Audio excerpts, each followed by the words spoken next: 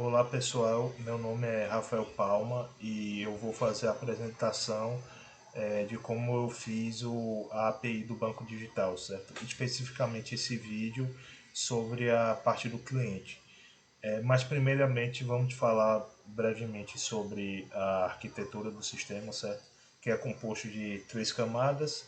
A camada de controller, certo? Que é responsável pelas requisições da API. No caso, esse cliente controller é para as requisições relacionadas ao cliente, certo? Tem a camada de serviço, que é responsável pelas regras de aplicar as regras de negócio e principalmente as validações, certo? E por fim, a camada de repository, né, o repositório, que faz a comunicação entre a API e o banco de dados de fato para a realização de mudanças, certo? No banco de dados. Vamos começar pelo endpoint de criar, né? Criar o cliente, certo? Como vocês podem ver aqui no JSON de requisição, o cliente tem que ter um nome, o CPF, a data de nascimento, o tipo, certo? O tipo de cliente. C significa comum. Eu vou mostrar um pouco mais tarde quais são os tipos de clientes, certo? Vai ter dentro do JSON um objeto endereço, certo? Que vai conter o CEP, o número e o complemento, se for necessário. É um atributo opcional. Aí vamos fazer a criação. Como vocês podem ver, foi criado, certo? Recebeu aqui o ID2. E se vocês perceberem aqui no endereço, tem outras informações que a gente não passou. Por exemplo, a unidade federativa, a cidade, bairro e logradouro. Essa API ela consegue essas informações porque ela faz integração com outra API chamada via CEP, onde você informa o CEP e ela retorna para você essas informações abaixo, né? Unidade federativa, cidade, bairro e logradouro. Então, dessa forma que a gente conseguiu essas informações, certo? Um detalhe é que se eu tentar criar esse usuário de novo, ele não vai conseguir porque ele vai ter o mesmo CEP, certo? O CEP não, desculpe, o CPF. Que o CPF tem que ser único para cada cliente, como vai ser mostrado aqui. Ó. CPF informado já está sendo usado por outro cliente, beleza? Essa validação em específico tá sendo feita pelo service, client service, como vocês podem ver aqui.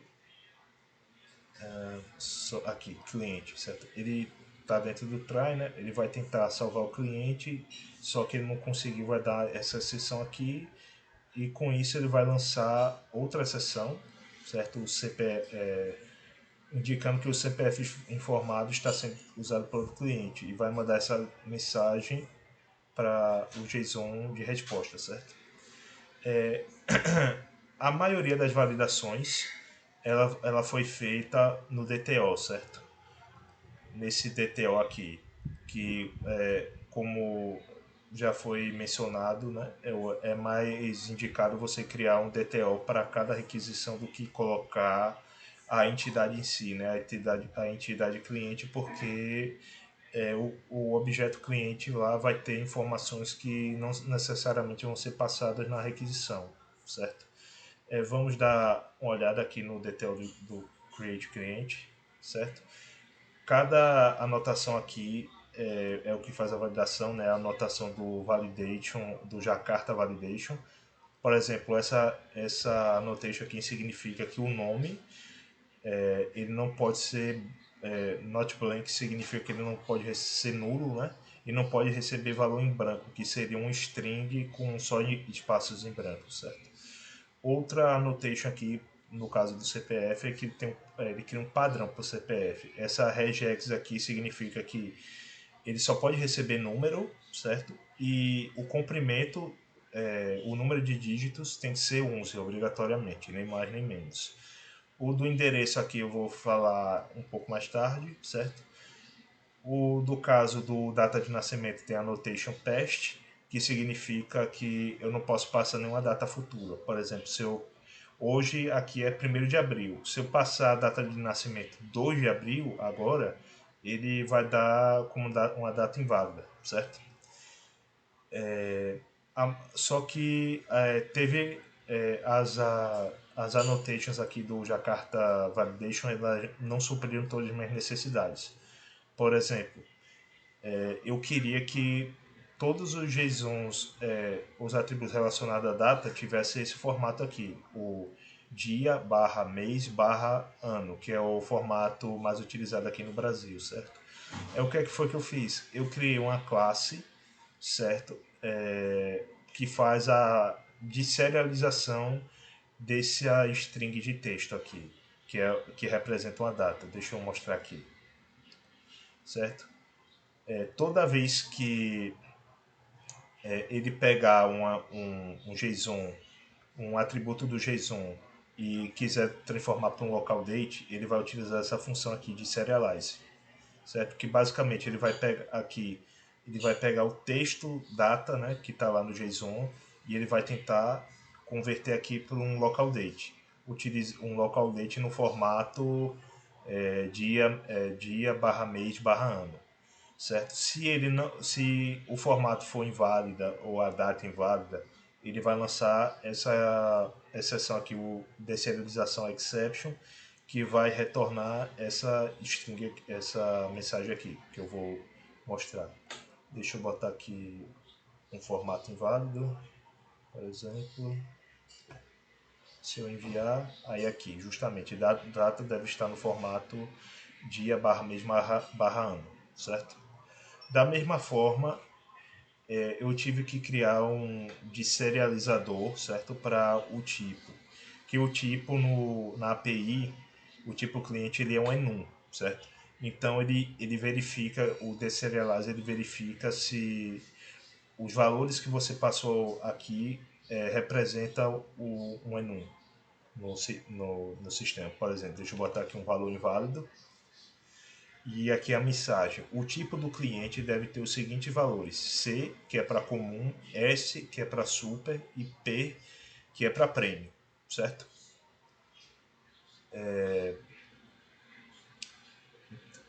Como vocês podem ver, eu acredito que ele, do jeito que eu fiz, ele consegue explicar bem para o usuário todos os tipos de necessidade, né? Caso o usuário coloque um valor errado, a API consegue explicar de maneira adequada como corrigir a requisição, certo? Então vamos para o próximo endpoint, que é bem simples, que é o cliente, é o achar cliente por ID. Vamos colocar o cliente que a gente criou agora, certo? Nada demais, né? Da mesma maneira que antes. Agora vamos para a listagem de cliente, né? Que é feito através do ele não retorna todos os clientes de uma vez só, ele faz por paginação, através desses atributos aqui. O número da página, certo? Qual é a página que você deseja ver? No caso, a primeira página é 0, certo? A segunda página é 1, como se fosse um array, certo? O tamanho da página indica quantos itens cada página tem no máximo, certo? No padrão aqui é 12.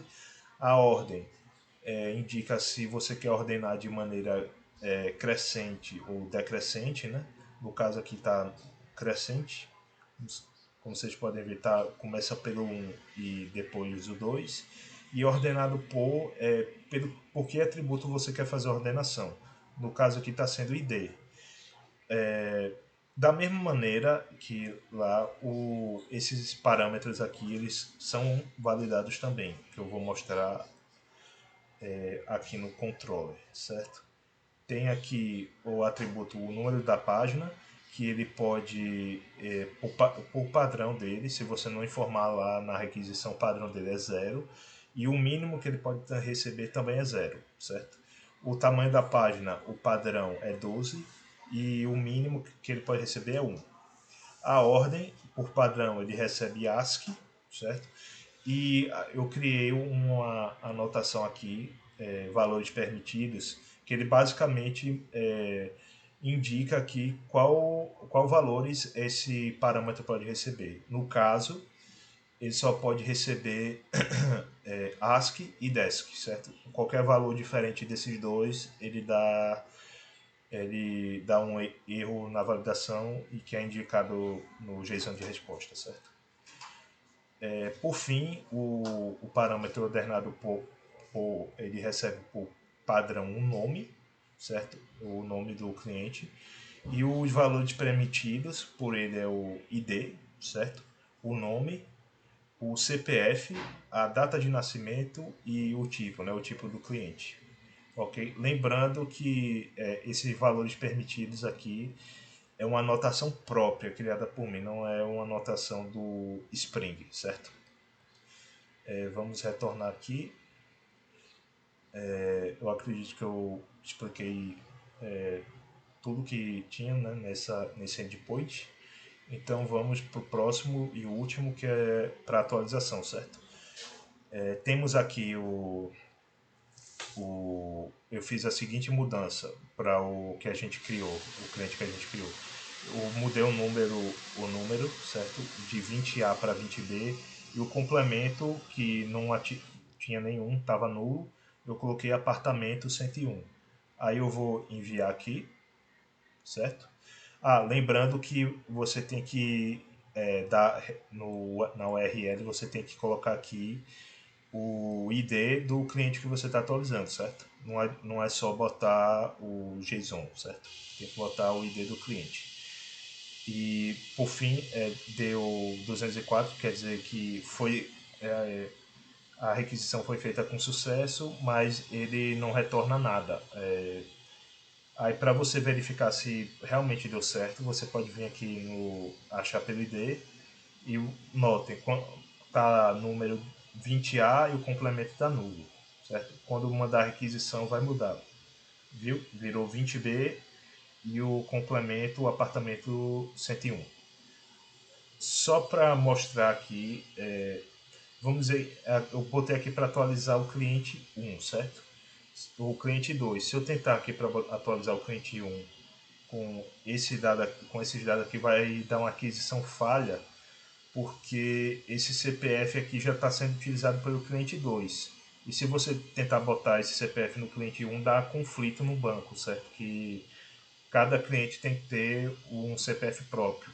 Então ele vai enviar aqui uma mensagem de erro, certo? Aqui, ó, CPF informado já está sendo utilizado por outro cliente, certo? Eu acredito que eu consegui, espero, né, que tenha conseguido apresentar de uma maneira que tenha sido clara, certo? Então, até o próximo vídeo. Tchau, tchau.